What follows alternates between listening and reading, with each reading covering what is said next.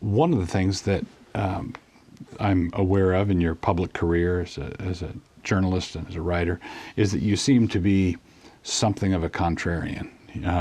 Do you know anybody in the UK who agrees with you? Do you have a tightly knit fan club of 13, or is it broader based than that? Well, I know a lot of people who read what I write agree with me, because they write to me and tell me so, which Right. is always, and those who do this should know that that no one ever dislikes it.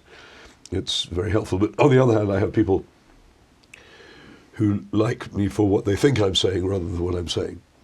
Okay. Who see, because I've said something that they've agreed with, or then assume, as people often do with public figures, that I agree with them about everything else, and get quite cross when it turns out this is not so, or alternatively, can't compute. And the inability of the human mind to see what is directly in front of it, because it wants to see something else, is one of the most powerful forces in civilization. One of the things that I've learned absolutely is that most people hate to think, most people can't bear to be disagreed with, and most people resent anyone who upsets their assumptions. Mm-hmm. So even among what you might call my fan club. So for instance, when some years ago I decided that the British Conservative Party was not merely failure, not merely mildly treacherous, not merely weak, but actually an obstacle to conservatism in my country, and began to urge my readers to refuse to vote for it. Mm-hmm. I provoked a great deal of anger from people who thought of themselves as my supporters. And by the way, you used the expression contrarian. I dislike the expression because it suggests you disagree with your a deliberate taking of an opinion with the purpose of provoking. Someone says X and you say not X just because. I would never do that. I could see no point in it. It's the fact is that anybody who thinks for himself will inevitably provoke hostile response. It's not because he wants to, it's because he has no choice. Right. So you've taken both major political parties to task systematically, rigorously. And we have an analogous situation here. You do. Where I've seen a bumper sticker, "Don't vote, it only encourages them." That's true. Right? I saw another bumper sticker just the other day that said, "If voting made any difference, it would be illegal." Yes. Though I don't agree with the second one. But there is a fetish about voting. And people will often say, many generations of heroes died for the right to vote. It's not true. People died, were tortured, imprisoned, horribly treated for liberty. Mm-hmm.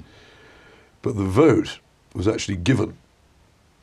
Mm-hmm. It was given by politicians as a gift outright to us. Right.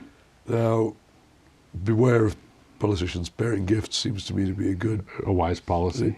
Why did they give it to us? They gave it to us because it enabled them to manipulate us. Mm-hmm.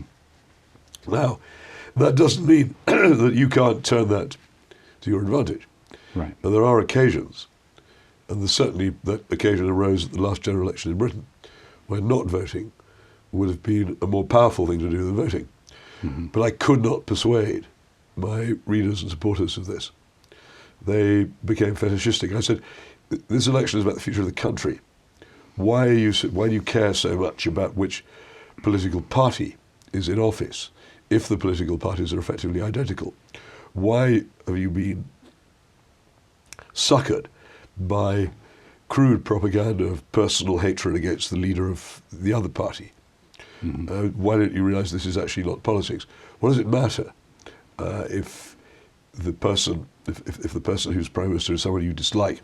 The point is, what sort of government will you have? But people, first of all, they've bought this idea that voting is some sort of moral duty and privilege, and therefore not voting is a dereliction. Right. And they've also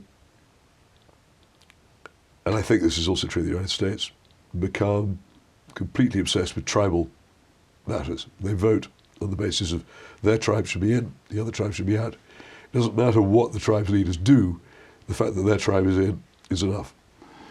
One of the fundamental reforms that I would like to propose is to have on every ballot a constant option of none of the above. And if none of the above ever wins, then you have to hold another election. Well, not even wins. I think you should set it at something like 30%. If 30% say none of the above, then you declare the election void. Right, and then say, try it again. Give us, Yeah. if another bumper sticker thought is, if God had wanted us to vote, he would have given us candidates. Yes, which is not quite as good as if God had meant us to fly, he wouldn't have given us the railways. Thank you.